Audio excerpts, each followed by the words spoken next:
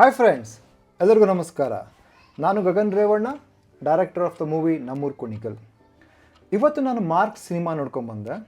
So ಬನ್ನಿ ಈ cinema ಹೇಗಿತ್ತು ಡಿಸ್ಕಸ್ ಮಾಡೋಣ.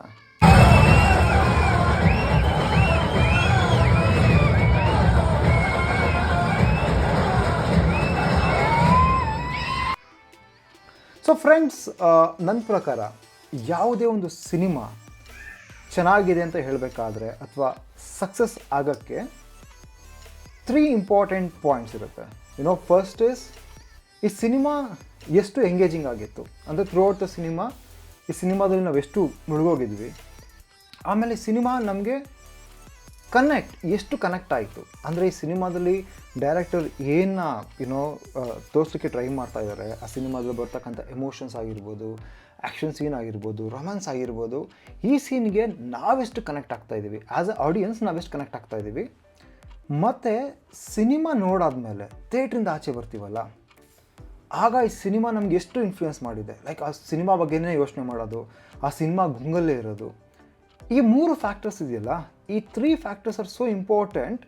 ಒಂದು ಸಿನಿಮಾ ಸಕ್ಸಸ್ನ ಡಿಸೈಡ್ ಮಾಡ್ತಕ್ಕಂಥ ಮೇಜರ್ 3 ಫ್ಯಾಕ್ಟರ್ಸ್ ಇದು. ಸೊ ಈ ಫ್ಯಾಕ್ಟರ್ಸು ಮಾರ್ಕ್ ಸಿನಿಮಾದಲ್ಲಿ ಹೇಗೆ ವರ್ಕ್ ಆಯಿತು, ಸೊ ಬನ್ನಿ ನೋಡ್ಕೊಂಬರೋಣ.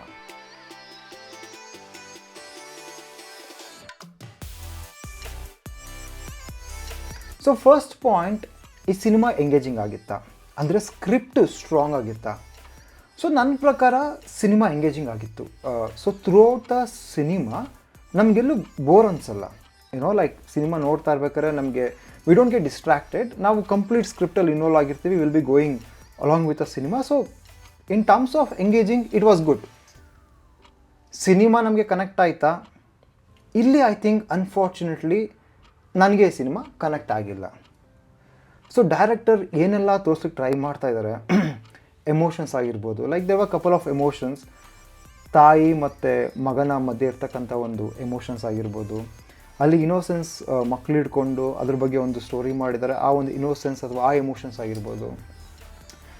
ಆ್ಯಕ್ಷನ್ ಸೀನ್ ಆಗಿರ್ಬೋದು, ಆ್ಯಕ್ಷನ್ ಸೀನ್ ಚೆನ್ನಾಗಿತ್ತು, but end of the day ನಮ್ಗೆ ಯಾವುದು ಎಮೋಷ್ನಲಿ ಕನೆಕ್ಟ್ ಆಗಿಲ್ಲ. ಅಂದರೆ ಒಂಥರ ಎಲ್ಲೂ ಆ ಒಂದು ಸಿನಿಮಾ ನಿಮಗೆ ಎಲ್ಲೂ ಕನೆಕ್ಟ್ ಆಗೋಲ್ಲ. ಒಂಥರ your emotions will be very flat. ಹೆಂಗೆ ಕೂತ್ಕೊಂಡ್ರೋ ಕೊನೆ ತನಕ ಹಂಗೆ ಕೂತ್ಕೊಂಡಿರ್ತೀರ, ಎಲ್ಲೂ ಕೂಡ ಒಂದು ಎಮೋಷನ್ಸ್ ಏರುಪೇರು ಆಗಲ್ಲ. ಸಿನಿಮಾಯಿಂದ ಆಚೆ ಬಂದಮೇಲೆ ಈ ಸಿನಿಮಾ ನಮಗೆ ಎಷ್ಟು ಇನ್ಫ್ಲೂಯೆನ್ಸ್ ಮಾಡ್ತು. ಸೊ ಇಲ್ಲೂ ಕೂಡ ನನಗೆ ಥಿಯೇಟ್ರಿಂದ ಆಚೆ ಬಂದಿದ ತಕ್ಷಣ ಐ ಕಂಪ್ಲೀಟ್ಲಿ ಫೋರ್ಗೆಟ್, ನಾನು ಈ ಮೂವಿನ ಮರ್ತೋಗ್ಬಿಟ್ಟಿದ್ದೆ. And it was really not so much ಆ ಒಂದು ಪ್ರಭಾವ ನಮ್ಮ ಮೇಲೆ ಬೀರಿಲ್ಲ. ಸೊ ಹಾಗಾಗಿ ನಾನು ಈ ಸಿನಿಮಾನ ಒಂದು ಡೀಸೆಂಟ್ ವಾಚ್ ಅಂತ ಹೇಳಲಿಕ್ಕೆ ಇಷ್ಟಪಡ್ತೀನಿ. ಬಟ್ ಅಗೇನ್ ಇದು ನನ್ನ ಅಭಿಪ್ರಾಯ, ರೈಟ್? ಸೊ ಒಂದು ಸಿನಿಮಾ ಅನ್ನೋದು ಪ್ರತಿಯೊಬ್ಬರಿಗೂ ಡಿಫ್ರೆಂಟಾಗಿ ಇನ್ಫ್ಲೂಯೆನ್ಸ್ ಆಗುತ್ತೆ. ಸೊ ಇದು ನನ್ನ ಅಭಿಪ್ರಾಯ. ಬಟ್ ನಿಮ್ಮ ಅಭಿಪ್ರಾಯ ಏನು ದಯವಿಟ್ಟು ಈ ಕಮೆಂಟ್ ಬಾಕ್ಸಲ್ಲಿ ತಿಳಿಸಿ. Okay friends, thank you so much. I think ಇದಾಗಿತ್ತು ಇವತ್ತಿನ ವಿಡಿಯೋ. ದಯವಿಟ್ಟು ನನ್ನ ನೆಕ್ಸ್ಟ್ ವಿಡಿಯೋಗೆ ನೀವು ನೋಡಬೇಕಿದ್ರೆ ದಯವಿಟ್ಟು ನನ್ನ ಚಾನಲ್ನ ಸಬ್ಸ್ಕ್ರೈಬ್ ಮಾಡಿ ಹಾಗೂ ಲೈಕ್ ಮಾಡಿ.